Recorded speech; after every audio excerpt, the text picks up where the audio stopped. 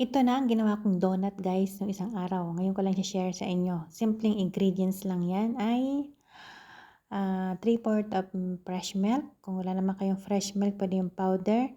Tapos 1 teaspoon of yes. Yan, kaunti lang ang yes kasi kaunti lang gagawin natin. And then nag-add ako ng 1 egg. Mix again. Kanina pala nag-add ako ng sugar. Sa ako ng salt, di ko na pinakita sa inyo. Tapos nun, ihalo na natin yung kalahating harina, bali 2 cups yan, kalahati. Tapos nag-add ako ng cheese, yung bar cheese yan. Ano yan?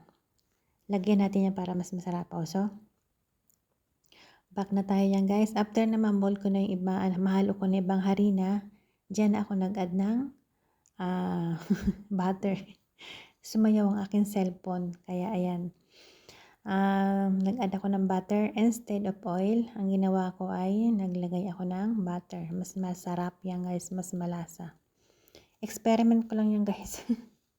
Kasi 'di ba yung donut, basta kasi marunong ka na magluto, na may estimate mo kung gaano karami at kung maganda na ba yung texture ng iyong harina.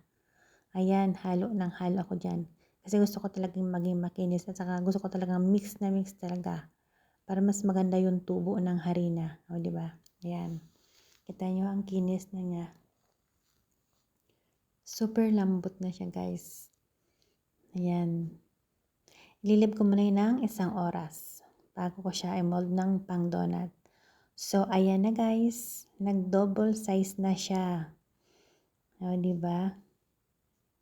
Gustong-gusto ko talaga yung donut na yan na plain. Kaya, nag-aral talaga ako magawa niyan. Kasi yung amo ko, yung anak ng amo ko, panay ang bili niya. So, nung natuto ako niyan, hindi niya alam na nag-aral ako pinag-aralan ko talaga yan. Bukod doon sa sweet. Nakailang take ako niyan guys, bago ko na perfect yan. Makuha ko talaga mga gusto ko, di ba? Kaya naman talaga pag gusto mo, may paraan. Pag ayaw mo, wala talaga. So, ayan. Ano na natin yan? I-mold na natin ng like a donut, o, diba? Master baker na talaga.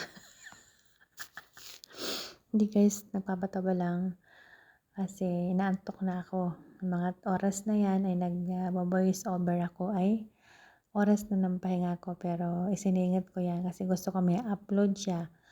Yung mayroon pa akong mga video long form pero hindi ko pa naaayos. O, diba? Ganyan lang yan. Yung pagprito niyan guys, hindi ko na pinakita kasi masyado na mahaba. Alam niyo, mapagprito niyan, mahinang apoy lang. Ayan. Ayan guys, maraming salamat sa inyong suporta. Thank you for